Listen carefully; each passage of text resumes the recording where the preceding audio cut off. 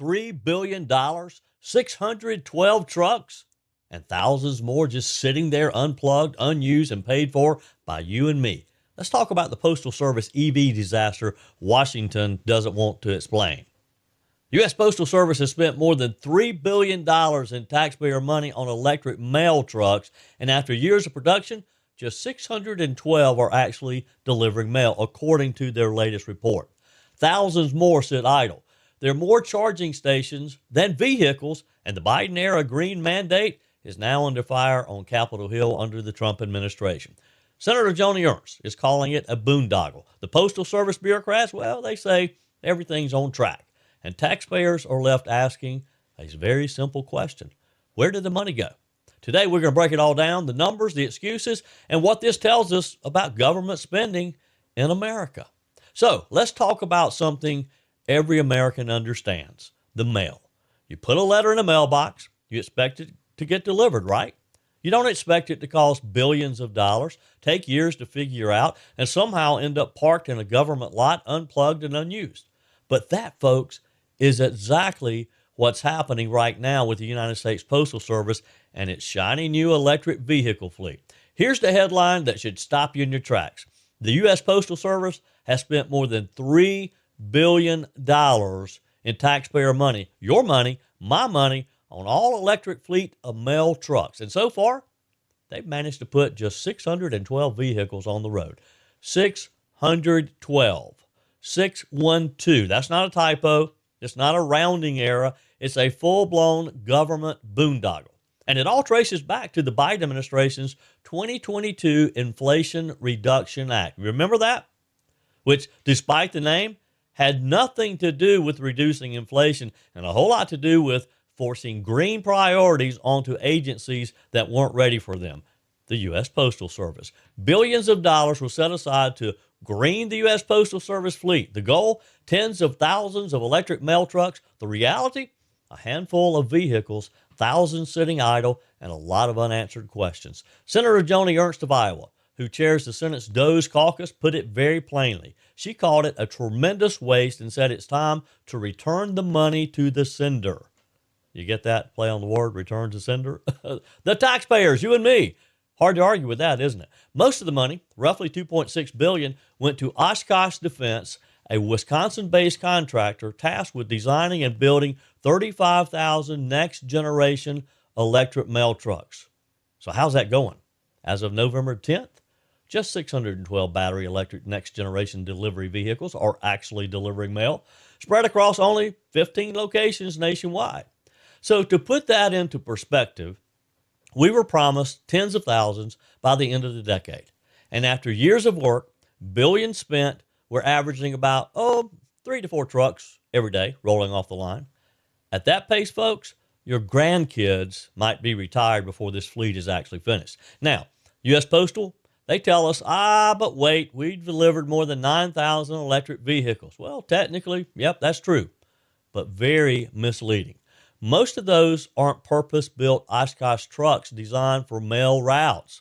They're off-the-shelf electric vans like Ford E-Transits that can't handle many curbside delivery routes. In fact, more than 6,700 of those electric vans are sitting idle. They're parked. They're unused because they literally can't do the job they were bought to do. Let that sink in. Taxpayers paid thousands of electric delivery vehicles that can't deliver because the driver's seats are on the left side of the vehicle. That's not innovation. That's incompetence. And while the vehicles sit, the government has already built 6,651 charging stations, roughly, you get this, 3 times the number of electric trucks that are currently in service.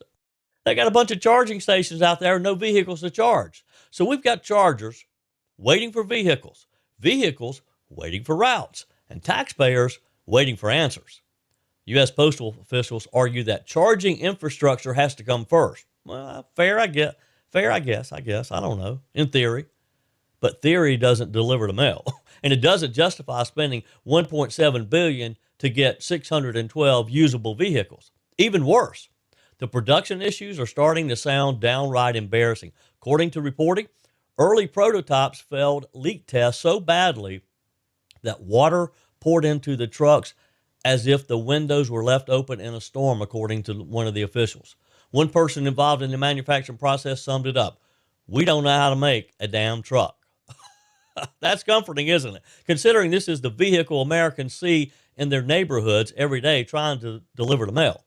Meanwhile, U.S. Postal Service still relies on the Grumman long-life vehicles, trucks dating back to 1987. They're loud, yes, they're fuel inefficient, they're expensive to maintain, and yes, sometimes they catch fire. No one disputes they need replacing.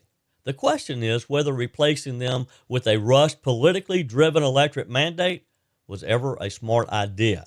I think you and I know the answer to that, don't we? Even now, USPS admits that it plans to acquire over 40,000 internal combustion vehicles, gas vehicles, and has already added more than 26,000 gas-powered replacements to the fleet. So despite all the rhetoric about the 100% electric, reality has quietly stepped in and said, not so fast. Yet the money, it's already gone. Our money's gone, the billions. U.S. postal officials now claim the funds can't be rescinded. Let me translate that for you. The check cleared, the taxpayers are stuck holding the bag. And here's the kicker. Despite all this, the delays, the failures, the idle vehicles, the mounting losses, the Postal Service insists everything's on track.